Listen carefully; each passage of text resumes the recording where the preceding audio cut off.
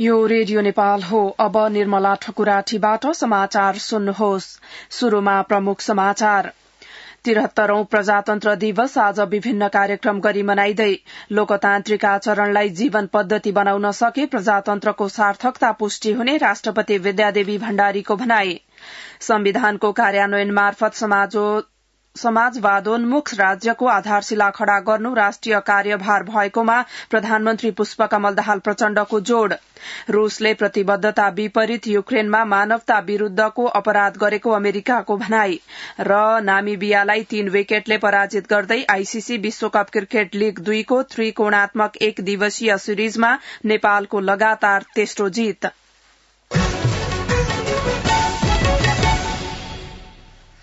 अब समाचार विस्तारमा। 73औं प्रजातन्त्र दिवस आज विविध कार्यक्रमको आयोजना गरी मनाइँदैछ। 2007 सालको प्रजातान्त्रिक आन्दोलनको फलस्वरूप 104 वर्ष लामो जहानिया राणा शासन समाप्त भई प्रजातान्त्रिक व्यवस्था शुरू भएको ऐतिहासिक घोषणाको सम्झनामा प्रत्येक वर्ष फागुन 7 गते राष्ट्रिय प्रजातन्त्र दिवस मनाइँदै आएको हो। 73औं प्रजातन्त्र दिवसका अवसरमा मूल समारोह समितिले अहिले राजधानी टुडीखेलमा विशेष समारोहको आयोजना गरेको छ। समारोहमा राष्ट्रपति, उपराष्ट्रपति, प्रधानमन्त्री लगायत विभिन्न व्यक्तिहरूको सहभागिता रहनेछ। उक्त समारोहको रेडियो नेपालले प्रत्यक्ष प्रसारण गर्नेछ। राष्ट्रपति विद्यादेवी भण्डारीले जनता नै राज्य शक्तिको सम्पूर्ण स्रोत हुन् भन्ने मान्यतामा आधारित रही लोकतान्त्रिक आचरणलाई जीवन पद्धति बनाउन सकेको खण्डमा प्रजातन्त्र दिवसको सार्थकता पुष्टि हुन सक्ने बताउनु भएको छ। राष्ट्रिय प्रजातन्त्र दिवस 2079 का अवसरमा स्वदेश तथा विदेशमा रहनुभएका सम्पूर्ण नेपाली दिदी बहिनी तथा दाजुभाइमा हार्दिक शुभकामना व्यक्त गर्नुहुँदै राष्ट्रपति भण्डारीले वर्तमान शासन व्यवस्थाले दशकौंदेखि व्यक्त हुँदै आएको शहीदको सपना एवं जनताको आकांक्षालाई मूर्त रूप दिन सक्नुपर्ने उल्लेख गर्नु भएको छ। यसै गरी उपराष्ट्रपति नन्दबहादुर पुनले प्रजातन्त्र प्राप्ति र त्यसपछि भएका क्रान्ति तथा आन्दोलनका उपलब्धिको संरक्षण तथा रक्षाका लागि सबै पक्षलाई अपील गर्नु भएको छ। प्रजातन्त्र दिवस 2079 को अवसरमा शुभकामना व्यक्त गर्नुहुँदै प्रजातन्त्र प्राप्तिका लागि भएको आन्दोलनमा आफ्नो जीवनको आहुति दिनुहुने महान वीर वीरंगनाहरूलाई स्मरण गर्नुहुँदै उहाँहरूप्रति श्रद्धा सुमन अर्पण गर्नुभएको छ। यसैगरी प्रधानमन्त्री पुष्पकमल दाहाल प्रचण्डले संविधानको प्रगतिशील कार्यान्वयन मार्फत समाजवादोन्मुख राज्यको आधारशिला खड़ा गर्नु राष्ट्रिय कार्यभार भएको बताउनु भएको छ।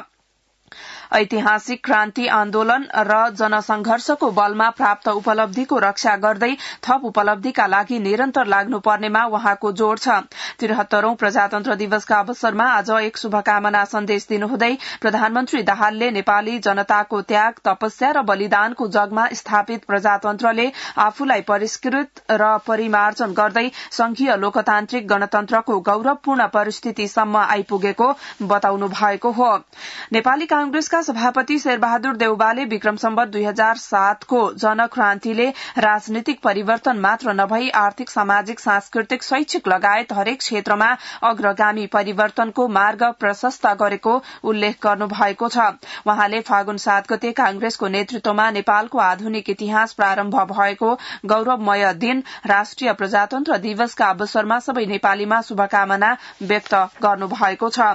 यसैगरी नेकपा एमालेका अध्यक्ष केपी शर्मा ओलीले मुलुकको समृद्धि र जनताको सुख हासिल गर्ने, राष्ट्रिय आकांक्षा पूरा गर्ने अभियानमा एकजुट भई योगदान गर्न आह्वान गर्नु भएको छ। प्रजातन्त्र दिवसका अवसरमा आज जारी गर्नुभएको शुभकामना सन्देशमा अध्यक्ष ओलीले नेपाली जनताको एकताबद्ध संघर्षबाट निरंकुश जहानिया राणा शासनको अन्त्य भएको दिनलाई नेपालको इतिहासमा उज्यालो नयाँ युगको आरम्भ बिन्दुका रूपमा स्थापित गरेको बताउनु भएको छ। प्रतिनिधि सभाका सभामुख देवराज घिमिरेले मुलुकको सामु द्रुत विकास अगाडि बढ़ाउने चुनौती रहेको बताउनु भएको छ। राष्ट्रिय प्रजातन्त्र दिवस 2079 को अवसरमा हार्दिक बधाई तथा शुभकामना व्यक्त गर्नुहुँदै सभामुख घिमिरेले लोकतन्त्र प्राप्तिका लागि लामो चरण सकिएको सन्दर्भ उल्लेख गर्नुहुँदै विकास अगाडि बढ़ाउने चुनौती रहेको बताउनुभयो। प्रजातन्त्र दिवसका अवसरमा पूर्व राजा ज्ञानेन्द्र शाहले पनि शुभकामना व्यक्त गर्नुभएको छ। उहाँले शुभकामनामा समुन्नत नेपालका लागि मुलुकको प्रजातन्त्रलाई थप उन्नत र सार्थक बनाउनु पर्नेमा जोड़ दिनु भएको छ। रेडियो नेपालबाट सुन्दै हुनुहुन्छ बिहान 9 बजेको समाचार। अब केही बेर विज्ञापन र सन्देश। ड्याडी इन्डिया जाने, मम्मी चाइना जाने, दुवैजना फेसबुक र भाइबरमा 0। अनि हामीले कसरी कन्ट्याक्ट गर्ने? तिमीहरू फेसबुक र भाइबरमा हिरो भएर के गर्ने? नेपाल टेलिकमले ल्याएको सेवा सुविधाको बारेमा 0 रहेछौ। अहिले नेपाल टेलिकमले रोमिङ सेवा ल्याएको छ। चाइना र इन्डियामा हाम्रो यही प्रिपेड मोबाइल मजाले चल्छ। बेला बेलामा कुरा गर्न केही समस्या छैन।